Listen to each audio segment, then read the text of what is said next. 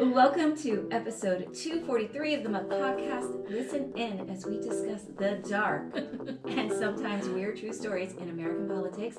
I'm Tina Jaramillo. And I'm Hillary Doherty. Hi. Happy birthday to ya. Happy birthday to ya. Happy birthday. Is that a good Stevie Wonder? Beautiful. I was going to say, I'm birthday Jaramillo. Well, that's what you're going to be called all day. Oh my God. Listen, we got to fix the my decorations, like blocking your little face. No one needs to see this face. Yes, no one needs to see this old ass face. Girl. Tino just asked me, do I look this old? And I was like, girl, no. Beautiful skin. Please. That olive oil skin. That olive oil skin and my guinea charm. That's you come in here with your guinea charm. That's what's getting me through. I had the best ass in Hollywood, all of Hollywood. Am I a good co-host with the Godfather? That was so good. Thank you. That was so good. Oh, because it's got the Irish and the Italian. Yeah. It's like perfect. That's who we should have been for Halloween. Oh my God, Tom and Michael. Could you imagine? Nobody would get it, but we would have to explain it. But we would should have done that. That'd be amazing. Tom and Michael. Now let me ask you something. I saw a picture of Al Pacino this week. I was going to send it to you. I believe it was Dog Day Afternoon. He's like on a bench and he's kind of leaning back and he's got this tuft of hair. Yeah. And I was like, I wonder if Tina thinks this version of Al Pacino's cute. I mean, he's kind of like a. I love that movie because it's just chaotic. Yeah. So I do like that Al Pacino. I'd have to look at him again. Yeah, he's cute. He's just young. Because my favorite Al Pacino is Al Pacino in Italy in Godfather 2. Yeah, I know. That is my favorite. Which he's kind of relaxed and that hat. Oh God. And he's like in the outfit, like he just is adorable. Yeah, he's very cute. Well, do you want to open presents? Oh, I don't need any presents, but thank you. Well. Nobody needs presents, I guess. I'm very excited. I'm trying to think of what I should give you first. I'm gonna give you this one second. So don't open that yet. Don't open this. Okay. Yeah, let's hold this here. Okay. I'm gonna give you this bigger one first. It's kind of heavy. Oh, I'm so excited. Yeah.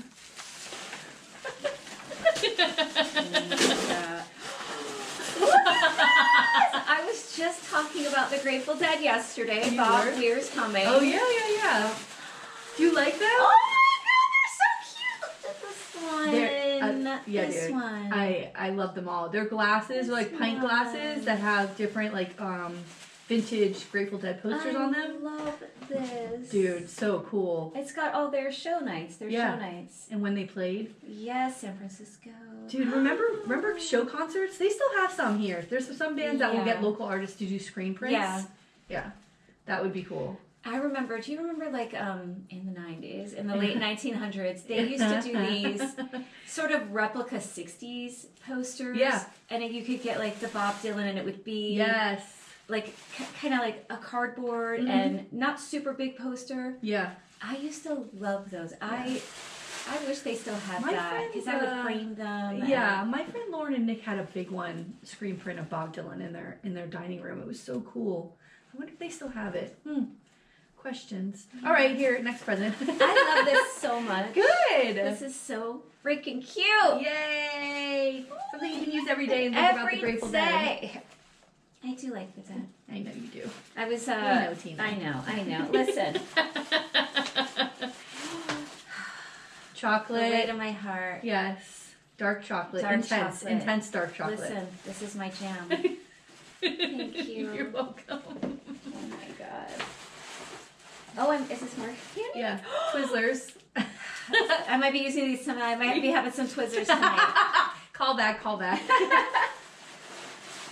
Okay. Oh God, I hope you like this. I'm so excited about this last present. I feel like it's a shirt. It's a shirt, yes.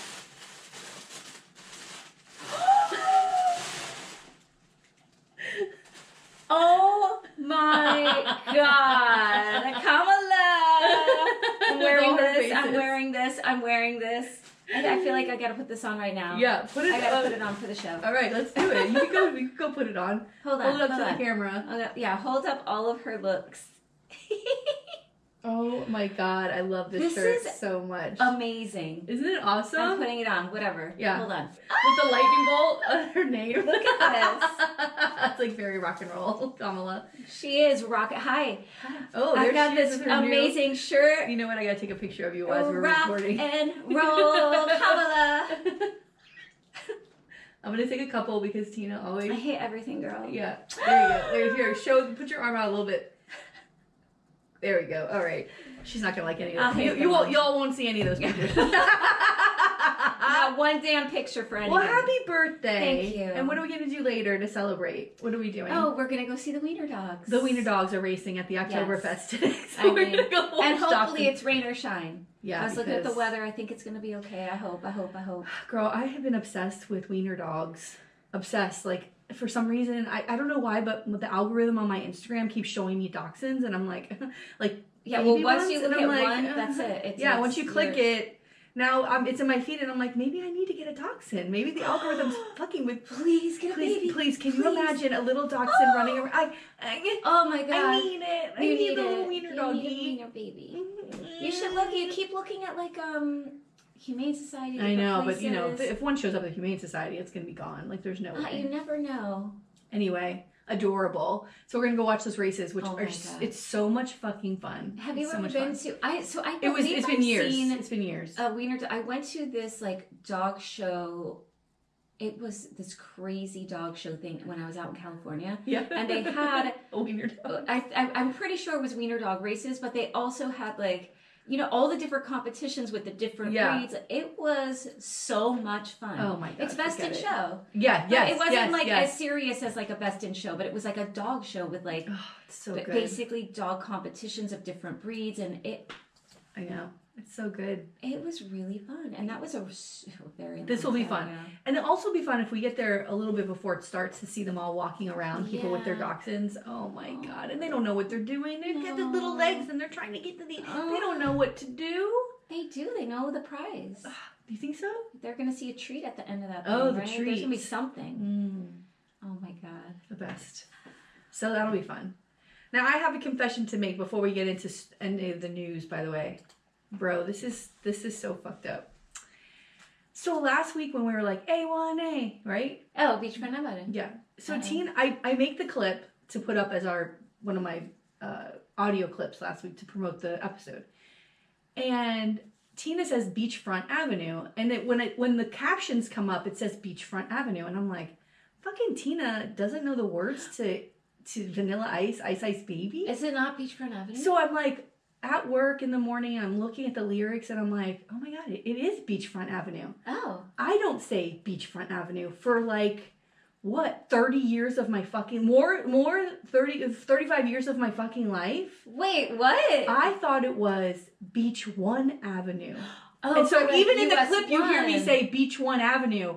But I edited the captions to say front because I didn't want people to know that I didn't know the lyrics. I didn't notice. It's Beachfront Avenue. I have been saying it wrong for like 35 years. 35 years. Because I was like, Tina doesn't even know the fucking... And I'm like, oh! Beachfront Avenue. Had no idea. No idea. How ridiculous is that? What's that? Girls are hot wearing less than bikinis. Something Lamborghinis? I don't know. Is that from the same song? That's a song. Yeah, I don't know. I don't know. I know the first verse, and now I know that I don't even know that. I can't even believe it. Beachfront Avenue. Which I was like, that doesn't even make any sense. Beachfront Avenue? The fuck does that mean? What's he talking about? It's an avenue at the front of the beach. I was like, I thought A1A Beach One Avenue. Bitch, I can't. I was so embarrassed by myself. I was embarrassed. I'm like, you're so dumb. Shame on you. No. How dare you? How dare you think Tina's wrong and you're the fucking wrong one? Like, what's wrong with you? It's a Vanilla Ice song, okay? I know, but it's important. It's important to our youth. It's important to our lives. Girl, it's not. I mean, it's a staple. It's from Florida. It's here. Yeah, I mean, it's a South Florida thing, bitch. It is a South Florida thing. That anytime I think of Vanilla Ice, I always just think of Jim Carrey's. Oh yeah, of course, obviously. He's so white, baby. Yeah. It's so fucking good. It's so good. Oh my God. And he had that thing on his head that whenever he did the hair. It's the best. Oh my God. God, Jim Carrey on that show. Oh, brilliant. What a See, brilliant the problem with Jim Carrey is that he went down that Jenny McCarthy road. I don't think he got out of it, though. I know. I don't think they got married. I don't think. They didn't get married. But he jumped right on there and helped her push that theory or whatever. And I'm like, you know what? Fuck this motherfucker. Yeah. But isn't he off that train now? I don't know. He's got to be out. Jim Carrey, you better be off that train. Please. Girl. All right. Where do you want to start, my love? Well, I guess I wanted to the end. I know. I know we talked about Hurricane Helene last week. No. But the devastation. What we've seen since then it's gotten 10 times worse. Horrific. And there's this Chimney Rock area. Yeah. And I was watching, so there's on YouTube, you can go to YouTube, and there's people that live in that area that they have like a GoPro on their head or something, and they're riding their bike or they're on like a 4-wheel or something, and they're going through, and this one guy is like, there used to be a road here, and when you look at it, there is no semblance of a road, and not like, oh, this used to be like a country or a dirt road, like it was an asphalt road that had like, because you could still see like the metal sort of framing, the iron the underneath, rods, like you could see a little bit here and there of those rods. And one point he's like, yeah, if you look over there, it blends in with the rock, but that's actually like the guardrail. And then there was a car that looked like it had been in the trash compactor. Like it's just like a wheel. And you're like, oh my God, that's a car that has been so smashed by the weight of that water in the mud. That to me is so frightening because it's smashing metal. Like how, I don't know. The pressure of that, and then even other areas where you're like, oh, wait a minute, half the road has slid down. I don't know how they're gonna recover. I don't know if they should even rebuild, like the responsibility. And then the thing that I was reading about is that a lot of the electeds were like, sure, build, and like the same thing where they, who cares about these regulations? And now this is what we have. Because people are greedy and developers are greedy, and now people don't have their homes. And where are they going to go? In a lot of the area, we were talking about this last night. I was telling you about this last night. A lot of those areas in these smaller parts of Asheville, in these little tiny surrounding, I mean, they're like Chimney Rock was just completely wiped off the map. Yeah, but a lot of them are the art. You know, Asheville's very indie hippie. Yes. Now I know a lot of people are moving there now, but it's a very art central kind of area of Nashville, very crunchy granola. Of North Carolina. Yeah. And I've been there before. It's a beautiful city, and we loved going downtown. Remember, that's where I saw the drum circle. Remember, I showed you that giant drum circle in the afternoon? I was like, oh God, here comes these hippies. And I would have been right in that circle. Yeah, but that area, and specifically, like I saw a New York Times has a reel up that you can go watch on their Instagram, where it was a guy who had taken out a bank loan and some personal loans, took out a second mortgage on his house to open up a it was like a coffee shop / community center / like music venue. And it was like an old house that they had converted into this beautiful space for queer folks, for you know, like a safe space is what he called it, for art, for people in the arts, which we know what that means, especially in like rural North Carolina. And it's like wiped away. He's like, I don't know how we're ever going. Like down there, he has this loan, and he has this like, it is crazy. Or just someone cleaning out their house. This woman was cleaning out her house, and she was a younger woman too, and just like throwing, everything's covered in mud. She's just throwing things that she's like, well, maybe I could save this, and she's like, no, I have to throw everything away. Furniture, photos, the framed photos, everything's being thrown away. Like someone who is in that man's position, who has double mortgaged his house and taken these loans out. Is there something that will say, okay, this is forgiven for you? Like, can you write to somebody? There are. I think that they're doing... they have to. They cannot do this to the federal government will come in and help them with those loans. Yeah, for sure. I hope. I think. Well, I guess it depends on who's in charge and who's voting on certain things. Because we know that there are other people Marjorie Taylor Greene? Hold on. Before we move on from that, I want to give some places where you can donate. Yes. Because the devastation is so bad, and hold on a second, let me find it. Here we go. Okay. These are local places that are on the ground, and you can send their money to their Venmo or their Cash App.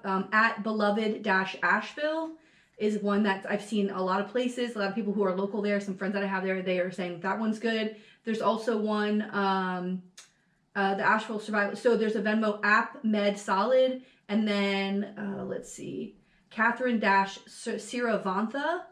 She's doing the refugee mutual aid there. So these are people. If you go to we'll put it up in our notes. We'll put it in our Instagram notes, where you can go and donate money to people who are actually there on the ground. I saw the Beloved again. Asheville Survival. There's another one that you can send, and then Pansy Collective is another one that's on the ground where you can send money. But please, even if it's $5, whatever. These people have lost everything. They've lost everything, and they just need. Oh, girl. This is what we were talking about last week. Yeah. If a hurricane comes through here, what are you supposed to do? What do you do? And the thing that I think is most interesting about what happened there is they're not on the coast. This came up through that Big Bend in Florida and came on the west side, not from the ocean side of the east for them. Yeah. Because it came up through our Gulf. Yeah. And so they have a river there. Yeah, it wasn't the ocean waters, it's the river waters that the river couldn't handle. Yeah. The massive influx of that weather system. There's in the Atlantic, there's an article called Nowhere is Safe from Warming Oceans by Marina Corin. And she says the climate deck is so stacked that now even places that seem safe are witnessing dangerous impacts. When Hurricane Helene swept through western North Carolina late last week, the rain fell heavy and fast enough to start washing away mountainsides. Yeah. Rivers overflowed, a major highway collapsed, cutting off communities. The Asheville Arts District was destroyed, and evidence suggests that the city's water system was severely damaged. 35 people have died so far in that area, with cell phone service down, and hundreds remain unaccounted for. I mean, this is it. That's what I posted when I reposted that on my personal Facebook. I said, we are now seeing the effects of ignoring the alarm bells for climate change for decades. 40 years. Decades. Yeah, 50 years, 40 years. I mean, God, when did an inconvenience truth come out? Jesus. We have been ignoring it, and now we are seeing the impacts of it, and people who felt like they might be safe. Because I did hear an interview with someone who has always lived in that area, and she said they've seen the river rise before, but nothing like this. This is like one of those like flash flood instances. Like, it's too much. And then the worst part too is that then you hear, oh, there's a system in the Gulf, or there's a system out in the Atlantic, and I'm like, these motherfuckers can't get a break. They can't. No one can catch a break. And that, I don't know if you were going to bring this up before you move on to something else, is that there's been this Jack Smith had to file a new case because the Supreme Court kind of kicked it out about Trump and what he can be held accountable for as president or candidate. And one of the things that has now been released in these new documents that Jack Smith has put out in the court, which is open file, right? Everybody can see it, public information, is that in office as president, there were fires in California. Oh. And Trump asked his aide, his assistant, or I don't know who this person was, his advisor, bring up the map of how they voted. Yes. And because the county had gone Trump, he said they can send them federal money. Correct. Now, this is not how you take care of people in your country, but he has said it before. He has said it before about California, that he doesn't want to give that Gavin Newsom anything, right? Because he has this beef with him. That's not how you run a country.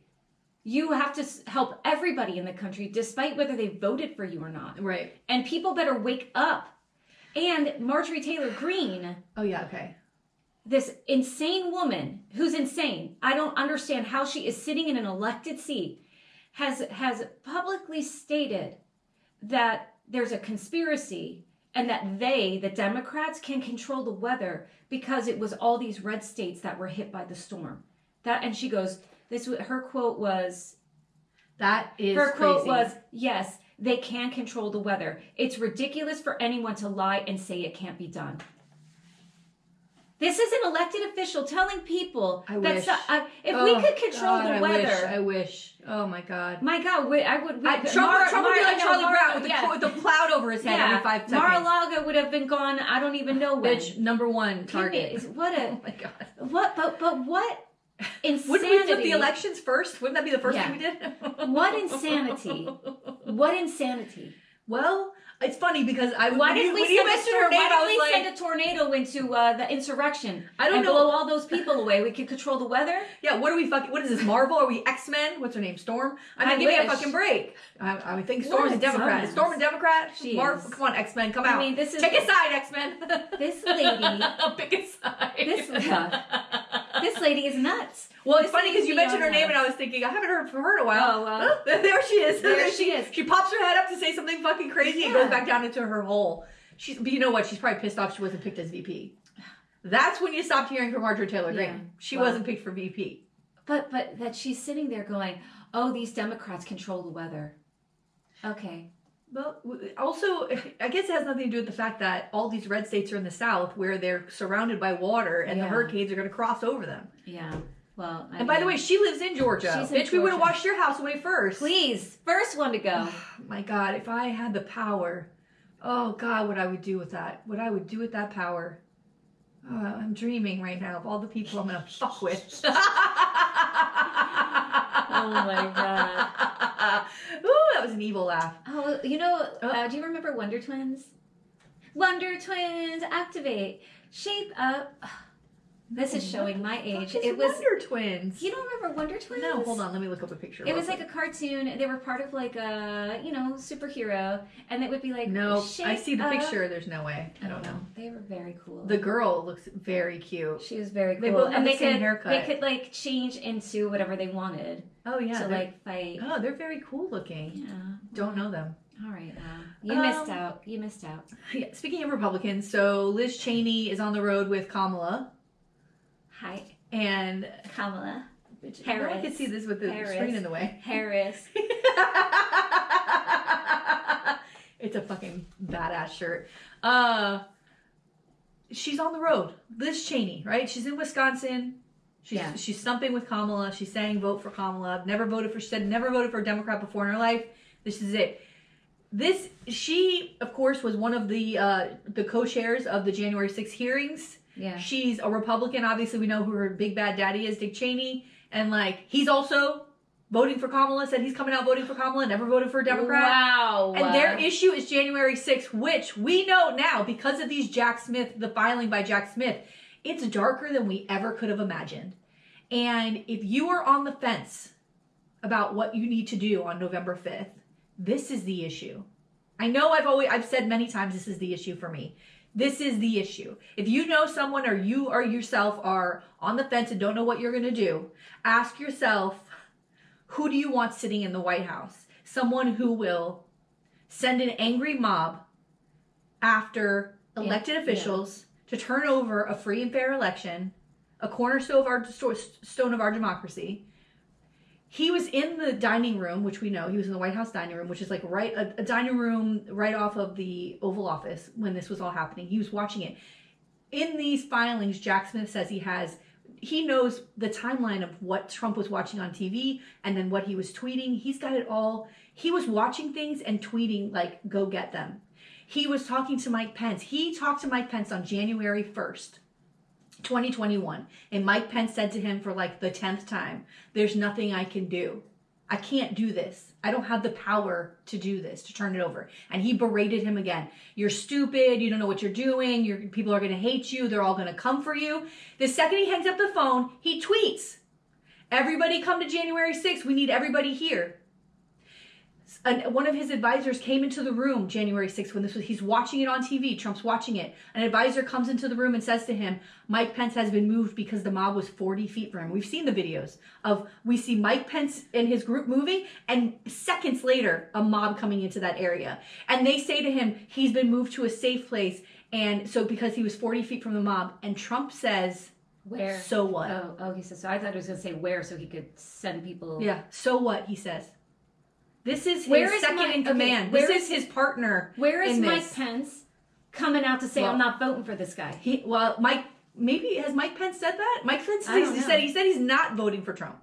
He did say he would never vote for someone who did this. Oh, good. I don't know if he's endorsed Kamala, but he said he will not vote for Donald Trump. So, here we are. Here we are.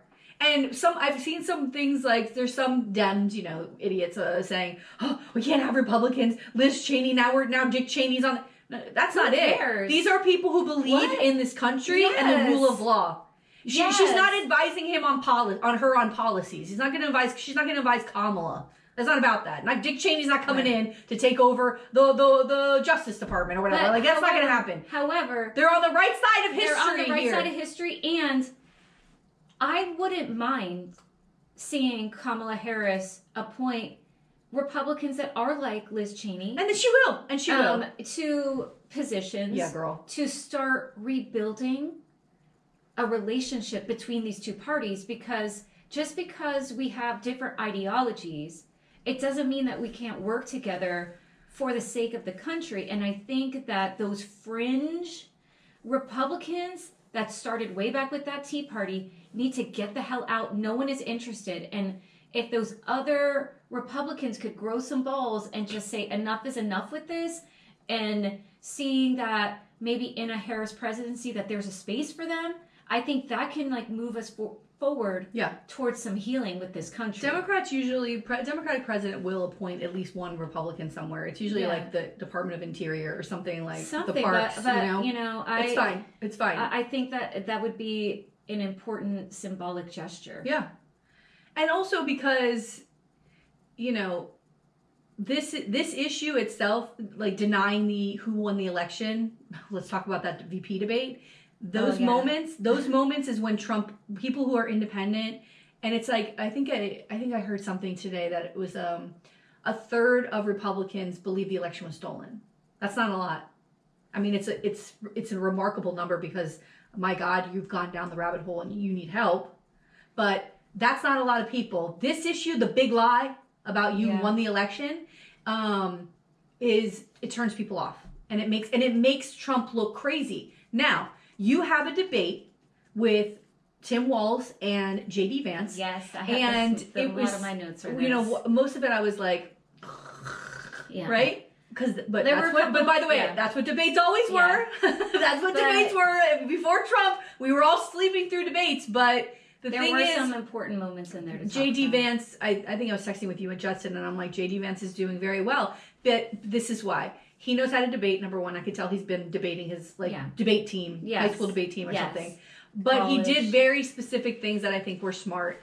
But he's very confident in his lies. Yes. And he's saying things that dummies, sorry, but if you don't pay attention all the time in politics, I'm just going to call you a dummy. Yeah. And they would watch that going, wow, Trump saved the ACA? Yeah. What the fuck? He tried to overturn it like 10 times or something during the 4 years. Yeah. Like, so stuff like that where I'm just that's a lie. That's a lie. But he said it so confidently that it seems real. But at the end, it took us like 90 minutes to get to the question. And that's the moment where JD Vance lost. That's the moment when they said to him he wouldn't admit that Donald Trump lost the election. Nope. Holy fuck. Yep. That's it. He's still playing that game. Nothing you ever said before this in the debate matters. And that was on the dials, the people who are doing the dials for the polling, that was his lowest moment. Yeah. And then right after Tim Walz responded, and that was his highest moment. And he was like, no, he lost the election. No, let's get back to reality. Like, let's see what's real. And the thing is, you have this guy who... again, they bring up, they want to clarify the issue with that comment he made about Haitian Americans. And his immediate thing is, well, you said no fact checking. And that's very convenient for someone who lies all of the time and lied throughout that entire debate. Ooh. So, you know what I mean? Like, you have this grown-up, Chucky looking guy. Like, I swear to God, like, I've got to do AI and I'm going to be like JD Vance, Chucky overalls, and we're going to have a picture, which I'll put it up somewhere. But, and then maybe people will see him for the horror show that he really is. Oop. But it's insane to me that you have someone saying, I thought we weren't going to fact check. That immediately says, okay, that was dumb. I don't even know why he did that. That was so dumb. How can anybody believe anything that you say when you say that we don't need fact checking, and you've said that you will lie to, get attention. He's doing it all for attention. Yeah. That's it. That's the only reason he's doing that. He's doing it because he wants to fool the American people, boost his ego. I don't know what, but like, we got to fact check. I don't understand why this is a thing. I would tell everyone. I went the next day and I was like, oh, let me see all the lies and all the truths that came out. You know? There's some Tim Walz probably. Well, no, not probably. He did. There was things that he said that weren't. The next day I was fact checking. And went through, you know, to see what the hell's going on and to see like what's true, what's not. I don't know. Well, hold on. So New York Times had these things. They had this thing up that we can look at, and it said what. Well, I have a couple things that I wanted to talk about with Walz. Like the thing that I liked is he went after Vance on abortion. Yes. He shared that story of Amber Thurman. And one thing that I like that he said is that abortion and reproductive care basically shouldn't depend on geography. Yeah. And said, you know, if she was in Minnesota, she'd probably be alive. And that to me was like a really powerful moment. Yes. And really putting out there like, holy shit, like women in some states are at risk of death, but women in other states are protected. Yeah. Like that to me was... Well, and that's the really and that's the important distinction between when Trump says say, put it to the states. Yeah, give it back to the states, but don't you realize that there's a third of the women in this country are living in states where they're not covered? Yeah. Do you understand that? When you say send it back to the states, I'm living in a state where I don't have those rights. I don't have those rights. And even in Kansas or Ohio, where they vote on an amendment, like we're going to do on November 5th here, vote yes on Amendment 4. When they vote on these abortion amendments and it goes to the voters and they say, we want our rights for reproductive health. When they say that, then it goes to the state legislature and those fucking goons in these states try to rip it apart there. So we are not protected. That's why the federal fucking government has to step in, you goddamn moron. You fucking moron. And that is one of the most important things Tim Walz said. There is a distinction between states. Yes. And it is not okay that a woman survives in Minnesota and doesn't survive in Georgia or Florida. It's not okay. And what are we supposed to do? Move to fucking Minnesota? And motherfuckers. States that even have these laws where you can't cross state lines to get care. Hello? So even if there's care available in another state that somehow, because you're born in Florida or your residency is in Florida, like you now are sentenced to death. You're trapped to death in the state that in the United States you cannot move freely between one state to the next without risk of arrest? That to me is insane. Can I say something? It's the United States of America. I'm a United States citizen. I should be able to go where the hell I want, when I want, pregnant, not pregnant. Girl. And do whatever the hell I want. Girl, let me tell you something. It's insane. Like when you think about it, it's insane. When these women die, this is what should be on their gravestone. Their information on the front, on the back of the gravestone should say every single Republican who voted and voted for those bills. They hold the death of these women in their hands. The deaths of them. They're murderers. They're fucking murderers is what they are. Do you understand what you've done? You've sentenced women to death and girls to death, most of whom could be sexual assault victims. You're killing women and girls. What the fuck are we doing? Motherfuckers. The other thing. Oh God, it fucking pisses me off. I'm sorry. Oh, Tina, please. I'm always ready. I usually need to go like this, and I'm going to go over to that side, girl. The other thing they talked about that I thought was interesting, and I think we talked about it in our group chat, is the role of the Veep. Because it's very clear that a person who's running for vice president doesn't even understand what the role of his office is. Vice presidents, because it's like, why didn't she pass any laws? Well, guess what? Because she can't. She's a VP. Okay? You fucking dope. She can't. They don't pass any laws. Yeah. So if you guys need a refresher, I wrote down some of the things that a Veep can and can't do. So one, they can be, they're the president of the Senate.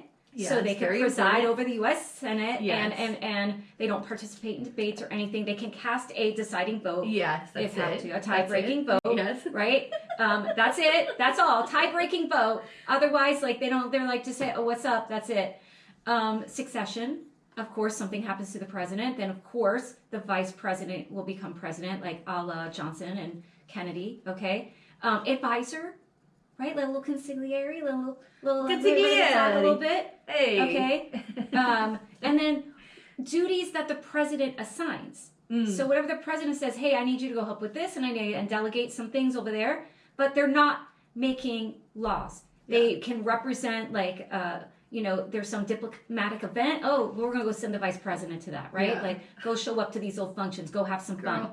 What they can't do is pass laws.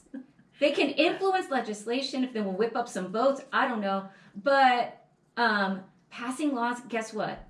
That's what Congress does. Yeah. Okay. J.D. Vance, who was not voted. Where have you been, motherfucker? Where have you been? How are you running for vice president and you don't even know what the job entails? He tried. There has never been a vice president in all of U.S. history that has ever passed a bill. He tried so hard. He kept saying the Harris administration, the Harris administration. Oh, please. Nice try. What an asshole. And I'm sure there were dummies who were like, yeah, what else you did? Yeah. Get the fuck out of here, you fucking dumb mother. This is what, see, that's the problem. The same people who want to have you kids take damn civics class don't even understand civics. That's the mind-blowing part. They don't understand civics, but it's like, everybody's got to take civics. We're going to respect the government. You don't even know the rules in this fucking government. I got something that's going to make you laugh. You know what my mom told me? I couldn't stop fucking laughing. So in Oklahoma, they passed this law in Oklahoma that they have to teach the Bible in school. Oh, yeah. And we talked about it. Yeah. And now they're trying to whittle it down to choose which Bible, because now that's an argument. And guess which one of the finalists is? King James, baby. Baby, the Trump Bible. No, it's not. The Trump Bible. Remember the Trump Bible? I do. But who's the editor of that? What stories did they put in to take out? There's nothing about immigrants in there. Nothing about. Yeah. They kept the Trump Bible. I said, my God, that's how you know. That's how you know. Like, the way they try to spin all of this to be something that it's just so mind-boggling and so wild to witness. It's wild to witness it. It really is. So now Trump is going to get more money because all of Oklahoma is going to have freaking Trump Bibles in every classroom? I don't know. This is outrageous. It's so crazy. This can't be real. And that's real, according to my mother. But I don't know. King James. We got the King James. That's what I said. I said, what about that King James? They're not going to put that King James in there because isn't the Catholic version? I have no idea. I don't know about this shit, girl. No. I give a fuck. Those Protestants are gonna be like, hell no. We're here with these Papists for now, but the clock is ticking on you Catholics. Trust me. I saw one of the funniest. It was a comedian, Dan D'Amico. And he's a gay comedian, and he put this reel up, and he said one of his Catholic cousins said to him, like, how do you feel about how the letter of Paul to the Corinthians? Oh, I saw this. You can't be queer, and he's like, I'm fine, I'm good. And he's just like, I'm not a Corinthian. Yeah. And also, why are you reading people's mail and then following it? Yeah. Like, why are you doing that? And then he's like, it would be like if I wrote a letter to St. Paul or whatever, like, what are you doing? Yeah, like if he's like, it's like your grandma sends a letter to the Japanese donkey gay. Yeah. You're like, Grandma, you gotta go away. It's real. What are these letters? What the fuck are you talking about? It's so dumb. It's all stupid, and they always use religion to prop themselves up. The other thing I wanted to talk about was Melania has a book out. Now, I saw Trump on the campaign trail, and he said, Melania, she's the best. Melania. Right? And then he said, the book's great. Go get the book. It's fantastic. And then he said, I haven't read it, so if there's anything bad about me in there, I'll tell you not to buy it. He's like, read it and tell me if there's anything bad about me in it. I wish there was everything bad. But there are people who read this, and guess what she writes about? She writes about abortion. And she says, quote, why should anyone other than the woman herself have the power to determine what she does with her own body? Mm-hmm. A woman's fundamental right of individual liberty to her own life grants her the authority to terminate her pregnancy if she wishes. Listen, Melania. Bitch. You wanna now so now you wanna profit off a book that we know isn't true. Because if this was in your heart, where are you? Yeah. Where have you been? Never heard you speak out on abortion. Never saw you at an abortion rally. Never saw Florida you, resident. Voting yes on 4, I hope, bitch. Yeah, and never saw you do anything to further reproductive rights in your own state or as First Lady or your husband was touting how he got rid of Roe and silence from you. But very conveniently, your book is coming out, a few weeks before an election for your husband. Listen, I would be upset about this. If this book came out after the election and she was pro-abortion, I'd be pissed. I'd be like, where were you before? Yeah, but to me, this is a scam. This is, we got to try to get women on our side. Huh. And look, here's Melania. I don't think that at all. That's how I look at it. Here's Melania, who's all pro-life, and now these Republican women are she's pro-choice. Pro-choice. Yeah. There's Melania being pro-choice, and now I can fall in with Trump because there's Melania there, and she's going to protect this right. No, that's how I see it. I don't think that at all. I don't think he's seen her in 5 years. I don't know. I don't think he's laid fucking eyes on her. I gotta tell you. Then she put a video up on her Twitter, right? And this is what she says in it. Individual freedom is a fundamental principle that I safeguard. But by the way, she's got no way to safeguard it. Yeah. So, without a doubt, there is no room for compromise when it comes to the essential right that all women possess from birth: individual freedom. What does my body, my choice really mean? You're telling me, Tina, you think this is a scam that Todd set up? You think that this is you think that somewhere behind the scenes they're using Melania to get. I can't. I don't think that. I think this is her further distancing herself from this fucking lunatic. Maybe. I don't think they live together. I don't think they certainly don't like each other. This bitch will be in the White House if he wins. I don't think so. I don't know. I mean, if this is then okay. Thank you, Melania. No. I'm not saying thank you. I'm just saying. I just don't understand it. I don't think they're together. I don't think they're together. And I think that this is her maybe trying to use whatever influence she might have. I feel like it's the other way, that Republican women who look up to her and they're worried about losing these suburban Republican women. Yeah. I don't know. I mean, maybe that's. But this is the thing. Theory. She doesn't say in there, and my husband will make sure. She's saying the exact opposite of what Trump says everywhere, and what JD Vance says, what that ticket says. She's saying the opposite. She's not saying. And by the way, she doesn't even say my husband's wrong, which she should. But isn't that what she's saying? Have we ever seen a first lady? I'm no fan of Melania, but have we ever seen a first lady come out and say, maybe in the 60s, right? Yeah. You think it's a scheme? I don't know. I just why it just feels very out of the blue. I would like to see if in the past she's had any comment or has ever been asked about abortion. Can they dig that up? Yeah, that's a good question. Because I'd like to see has her stance changed and why now? Also, I think that's how Trump feels.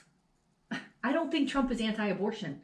He was a Democrat and donating to these sorts of causes before he was a presidential candidate. I don't think he's anti-abortion. No. He said he'd vote yes on 4. I don't think, now. This is not a reason to vote, by the way, none of this is a reason to vote for Trump. No. But it's fucking curious. Now you make me think about what is this really? Well, now, if he's saying he's voting yes on 4 because he's to the states.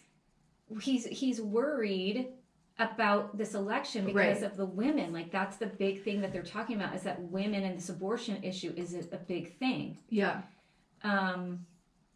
I don't know. Girl, now you got me all fucking twisted on this. Although I wasn't touting it. I'm not I'm not a Melania fan. That bitch keeps her mouth shut for way too fucking long. And she's done some and benefited all the way around it. But has not been on the campaign trail. We have not seen her in years. She's not out there talking about him, doing anything with him. She's not doing anything. I don't know. But thank you. I don't know. She's on the right side of the and it's true. It is this individual freedom, this right over our bodies. She's right. Well, I'm reading an article now. It says Melania Trump's news seems to have done is anger the anti-abortion activists who have made up some of Trump's most reliable right. Well, supporters. He also said out and there they're that already annoyed by Trump's recent attempts to paint himself as an abortion rights champion. Because this is a bad issue. So maybe could it be possible that somewhere she's this will really fuck with him? This will fuck with his campaign? I don't know. She doesn't like him. She hates him. Well, how many videos have you seen where he tries to hold her hand and she's like, ugh. No. I think she did it to fuck with his campaign. And by the way, did anything else leak from this book? Because it's curious that that's the only thing that's leaked. That's the thing. And maybe she is having it come out before the campaign to fuck with him. I don't know. I mean, it's not like she's going to be cut out of what does she get cut out? The Bitcoin money? I mean, the shoe money or whatever the fuck he's selling now? Yeah. I mean, she's done. She's done with him. Girl, let's talk about Florida a little bit. Oh. Before we talk about our TV. We have so much TV to talk about. So real quick. Oh, today's Tina's birthday just popped up on her phone.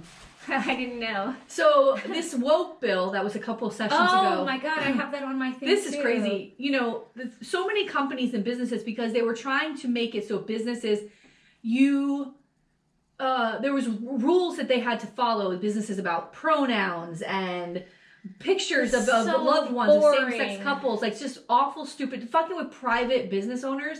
And so some businesses sued the state of Florida saying you can't regulate what we're doing in our offices on this level, right? This personal, on day-to-day level. Laws and rules, regulations, we get it. But this kind of thing it's not okay. So they got sued. And of course, the state went to court and fought it, and they lost. And so we spent millions. Needs to calculate how Florida much money taxpayers we've lost paid, on this mofo on every single case that we've had to go to. Yeah, well, that's the thing. Here's the thing about DeSantis is that he not only fights for and gets the state legislature and his goons up in Tallahassee to make these laws and to pass them, and he signs them, but there's immediate lawsuits, and we don't have enough lawyers in the attorney's office, the Florida State Attorney's Office up there in Tallahassee, so they have to hire outside firms. And who do they hire but people who have donated to DeSantis' campaign, and they pay them twice what they're paying the state lawyers. So they're getting grift from those guys. We've spent hundreds of millions of dollars on these lawsuits over the last 6 years, however long he's been governor. And then they lose the cases. And then when they lose, the state, us, the taxpayers, have to pay the legal bills of these businesses who have sued the state, because that's part of the lawsuit, is you pay our fees, and they have to pay whatever payout it is. So they sue them, and then they win, so we have to pay them for them. It has cost taxpayers millions and millions and millions of dollars to have this woke, anti-libtard sort of agenda. It's so living in that doughy head of this motherfucker in the governor's mansion. It's cost us millions of dollars, and where has it gotten us? Nowhere. Nothing has changed. It was also he could run for office and then failed miserably because he's got the personality depth of a puddle. You know, I was talking to my mom about that. I said to my mom, if J.D. Vance's brain was in DeSantis's head, he would have done much better. Oh, yeah. But you look at, because J.D. Vance is very dangerous. Yes. When I watched the debate, the first thing, all I thought of is, this is one of the most dangerous individuals in this country. Because if DeSantis was as quick and efficient and effective with his speeches as this guy was at that debate, it would have been really crazy, because DeSantis is diabolical. And this guy, the combination of those two, when J.D. Vance comes back in 4 years and runs for president, this is it. Girl, please I'm telling you, he's a bad guy. Don't say that. He's a scary bad guy. And he can't order donuts, but he can lie. He can lie like a motherfucker. The way he stood up there like that, it was convincing. Yeah. He almost convinced me.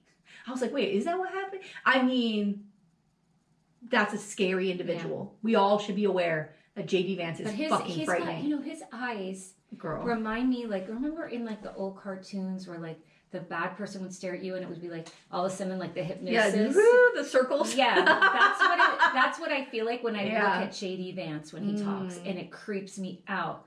There is something bad about this guy. Yeah. He lies about everything. Yeah. He's lied about everything. Yeah. It's not good. The other thing about Florida that I wanted to talk about local is, I mentioned this to you last night. We were hanging out last night. I had so much fun. It was fun. We went to a little Untapped over here in Pompano. Yeah. We ran into some people always. I always run into people when I go over there. And then we took the kids ice skating. We bullshitted while the kids were skating around. The fucking Sun Sentinel. I'm always hot and cold with the Sun Sentinel, and obviously there's people that I love that are running for office, and I love when they get the endorsement. But the Fort Lauderdale commission and mayor seat in particular has been wild in endorsements. Because you always think like there's people who've been there for a long time that they're going to get it. They're just going to get it. But then when you read they did not endorse Dean Trentalis for mayor. They did not endorse Steve Glassman for his commission seat. They didn't endorse Ben Sorensen, who's trying to crawl his way back to the commission. They didn't endorse Norby, which I was very upset about because Norby Bells is would be a fantastic commissioner. That was the one out of all of them that shocked me the most because that other guy. Yeah. I couldn't believe that they. I couldn't either. But when you read the endorsements, it is an incredible picture of what's actually happening in Fort Lauderdale because we grew up here. We know when my sister comes back from where she lives and she visits and we drive down to Fort Lauderdale, like down the downtown. Yeah. It blows her mind. It is my mother even, like the Searstown. You cross over, you do that turn on Federal to Searstown. Yeah. That view and what's happening completely downtown, different. It's crazy. And what they're building, what they have approved, and like it says in this endorsement where they don't give it to Dean for mayor, they say that 4 years ago, he was like, slow build as far as like what we're going to have slow growth. Mm-hmm. That's not what happened. Nope. In the last 4 years, they have approved so many high rises along Federal Highway in the downtown area. And I'm talking about thousands upon thousands upon thousands of units of people. I don't even know. And we've talked about this before, like, because over where Searstown is, it's going to be. I know. And the traffic congestion, if people could understand, and I'm sure that in your cities, it's a 3-lane road there. It's, the cities have a lot of traffic, but in that area already, like it is, if it's rush hour, you cannot get through there. You can't.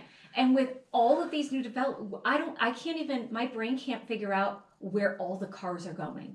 Yeah. Well, I can't. Here's the other part. I don't know how they're going to balance the influx of all of those residents. Well, here it is. So when you go down Federal, it goes down. Like if you're heading south on Federal towards the tunnel, right, towards the airport, all those buildings. But then it goes west into those areas where they're building large towers too. But here's the fucking tea, y'all. The sewage and the water underneath the city is fucked. Yeah. It's fucked. And that's what the endorsements were saying. That's where the money should have gone. And then so when the endorsements are fixing all of our infrastructure. And according to Dean, according to Mayor Trentalis, they're investing $1 billion in the infrastructure. They got a police department they're building, Fort Lauderdale Police Department, that's got a crack in it, which we talked about on the podcast months and months ago. That the engineer's going like this, the architect's going like this, the general contractor's going like this. It's going to cost another $1 million because they didn't use the right strength concrete. And there's a fucking crack in it. This is the infrastructure? The things and so how do you add thousands and thousands and thousands and thousands and thousands of units of people, like, in these buildings, and you can't flush a toilet without it coming up out of the sewer. So the sewers down here are all of this raw iron they've all rusted away. I had to replace it under my home. And what's happening, and we saw it a couple years ago in this Victoria Park area in Fort Lauderdale where like the pipes burst and like the street sewage is washing up to the front doors of people's houses. Of sewage. And this was like an affluent area of Fort Lauderdale. And all of these pipes need to be replaced. All of them have to be replaced. And your insurance, like something happens in your home, like good luck. Because they say like it's in there, like your responsibility to make sure that the pipes are good. But it costs me close to $15,000 to we fixed the pipes, but we did like this epoxy different thing. If you want to actually like take the original pipe out and redo it, they have to go through your house or under your house. That's $40,000. I know. Per home. But we're talking about sewage. We're talking about the like sewage, like the city. But the city needs to fix that. And the other thing that they need to do that they said they were going to do a while back was, because we get so many storms, but they got to put those power lines like in the ground. Now, I believe it was a Steve Glassman's area where there was one guy that didn't want to wait, but they're super rich and they like help pay to get, so their neighborhood is good to go. But what about the rest of the city? You know, talking what I mean? About infrastructure with the lines. The rest of the city. Also, the sewers, the lines, the flooding in Fort Lauderdale. When it rains for 3 days, and there's houses that get flooded. Yo, what are y'all doing about that? What are you doing? What about the canals? You're all concerned. This is the other fucking thing that's happening for Lauderdale. Are we gonna have a bridge? Or are we gonna have a tunnel under the canal for a fucking train? A mover, I don't know what the fuck it is, right? And they're talking about building a tunnel, building a bridge. Oh, through what buildings? I know. It's mind-boggling. They're fighting with the county over what it's going to be with the Broward County Commission. It's insane. But okay, hold on. Because here's the tea. The real tea is this. The money these campaigns have taken from developers is astounding. You know, it's okay. We're not breaking laws, right? We're taking money, right? Thousands. Must be nice. I think Dean's raised $900,000 for his campaign for mayor. $900,000.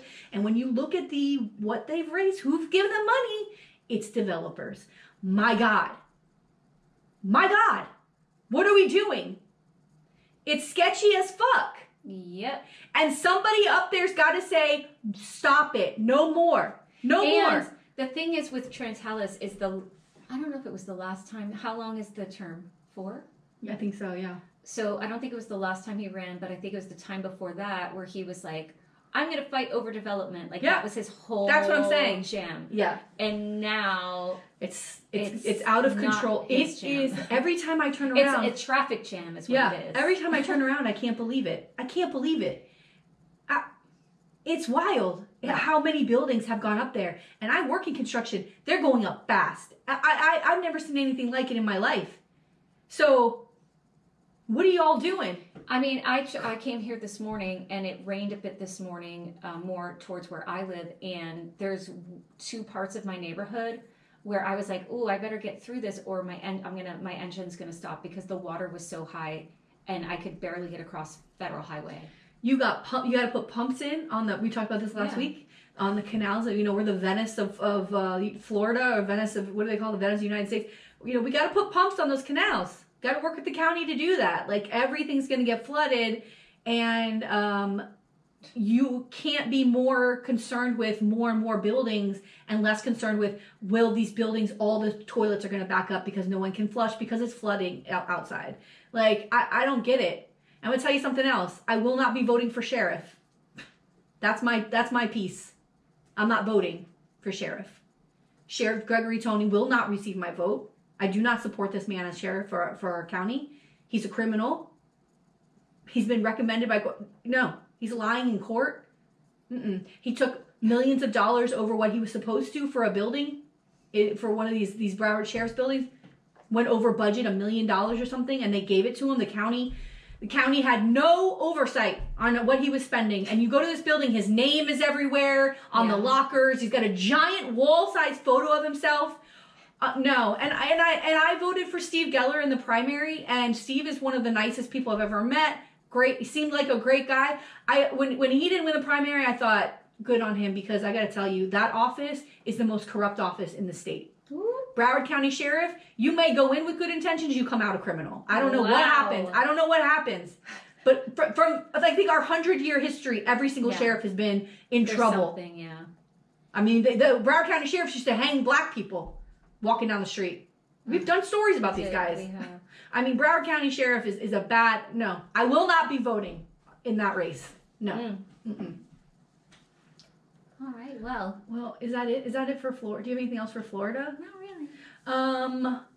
The last thing... Oh, I want to talk about TV shows just really quickly. Yeah. I watched Will and Harper. Have you seen that yet? I haven't. Oh, it's so good. So good. Go watch it. I'll probably be watching it this week. Will Ferrell goes on a road trip with a friend who was a writer on Saturday Night Live and who later transitioned to be a woman, to live his life as her life as a woman. And I'm so excited. It's touching. It's sweet. It's opens up your mind to, I think it's so important, and I know it's stupid, but to have like this, because I mean Will Ferrell is like, this guy, like such a white American dude that everybody loves, and I think to have him do this film and to bring this awareness is so important, because I think other men seeing this who really love him and love his movies are going to be like, okay, like it I think allows understanding where maybe they didn't want that understanding, or not that they didn't want that understanding, but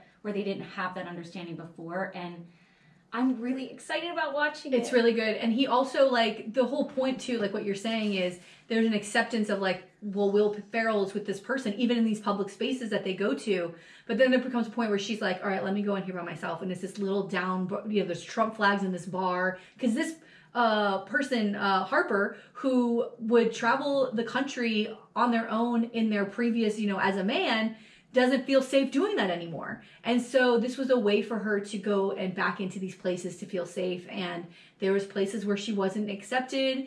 And then there's places where she's like, this is my friend Will Ferrell. Like immediately was like, you know what I mean? And it did break down But here's the other part. I think before I started doing political work, I hadn't been around a trans person, but being around trans people, being involved with Trans Inclusive and all of those groups where you get and have real conversations and a real understanding of what their lives are like or how they got to this point or whatever, it opened up your mind to, we're all human beings. Right. And that is what this documentary does. Oh, it opens up and they have those conversations about everything. It's incredible. And it's a way for every single person to have that sort of interaction, even if it's through a TV screen, to see that we are just, this is a human being. This is a regular person who went through this. And you see the acceptance from her children. And I don't know, it's just, it's so good. It's so good. I can't wait.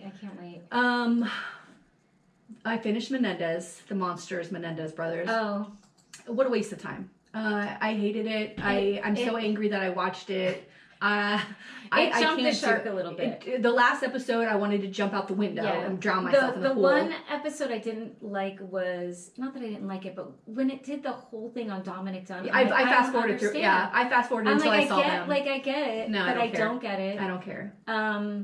The thing that I watched after that is the HBO documentary. Okay, that's what I'm going to get into next. Yeah. And that to me is interesting, of this different mindset of a different generation. Yeah. It just came out that they might be reviewing their I saw case. that. That's the Gen Z people I was telling you about, remember? Yeah. You were telling me about. Telling me about. So the Gen Z kids are, because we were talking about this last night. Yeah. All these generations are different. We're raising our kids different than our parents raised us. Well, these Gen Z kids are like therapy, SA. Yes. They talk about sexual assault and they talk about all of those things and they believe the victims. They're all pushing for these cases to be reviewed, which is fine. Again, when I was watching it, I told you, I don't understand. There was a part where his attorney, whatever her name is with the blonde curly hair, said in her closing statement in the first trial, if this was Lily and Erica accusing their father of rape and that's why they killed him, you wouldn't believe them. Yeah. And it is because it's boys, and I thought, that's right. She's right. I think that was correct at the time. The whole time going, this is all bullshit. I do have a bias. Yeah. And I acknowledged it right there. I was like, oh yeah, I'm biased. But there's so much other shit. And then you get through the whole show where they're pushing and pulling you, the director and the writer, whoever put this together, where you don't know. Then you get to the last episode, and everything you've watched before gets thrown out the fucking window. And I'm like, well, what is your point of view here? There's no point of view. And even the very last scene where they're on the boat and it's a different angle or view of like the parents are like, what's wrong with it's a normal and I'm like, I can't, why did I watch this? I hate every second of this. The acting was great. I hated the fucking show. Yeah, the acting was good. And I think too, at the end, like, I said this to you before, I think that there was some abuse. I don't know the extent of it. I don't know if I believe, like, the closet and the dog poop. Like, I don't, you know what I mean? I don't know if I believe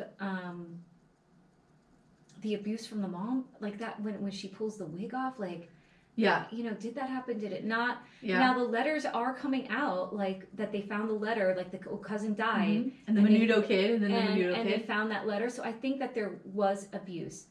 Now, does that lead to? Did they feel like? Because here's the other thing: they're 18 and they're 22.